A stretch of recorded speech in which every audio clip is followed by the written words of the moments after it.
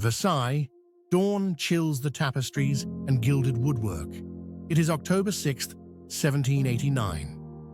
Marie Antoinette sits in near silence within her private chamber, the air taut, brittle with anticipation.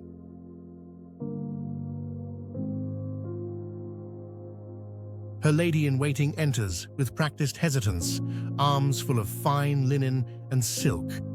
The queen rises, tall and composed, even in her linen nightdress.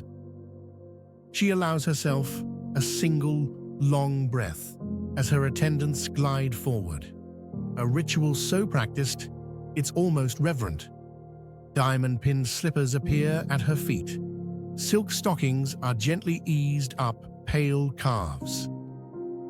From far down the corridor, a faint, rhythmic pounding. Muffled shouts swept in from the palace's waking heart. Servants exchange uneasy glances. The queen's composure is near absolute. Only her hands betray the truth, white-knuckled as she grips the arm of her gilded chair. Her morning toilette, once public theater, is reduced today to hushed efficiency. A plain muslin gown instead of full court finery. Diamonds remain locked away. None dare mention the outside world, yet every glance speaks volumes.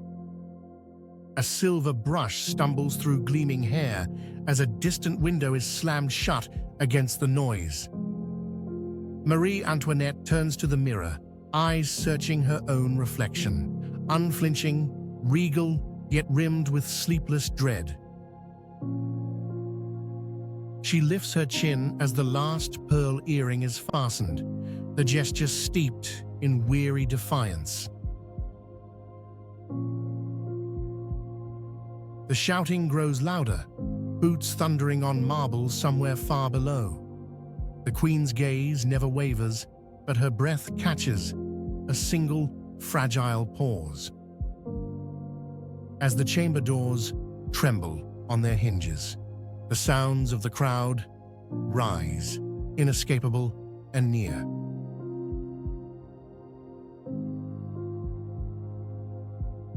Morning ends.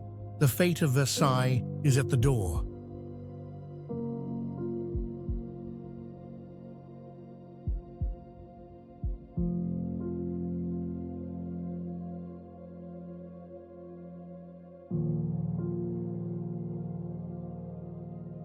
For a heartbeat, there is silence. The opulence of the room stands in stark contrast to the ragged, angry mob. A man, his face smudged with dirt and fury, stares at the queen, his hand tightening on a crude weapon. Marie Antoinette does not flinch. She meets his gaze, a queen to the very last.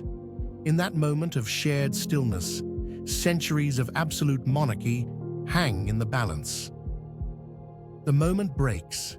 The fury of the crowd gives way to a grim, historic purpose.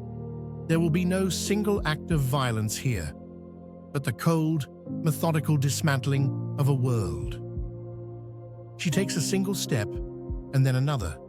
No longer a queen in her palace, but a prisoner in her own home.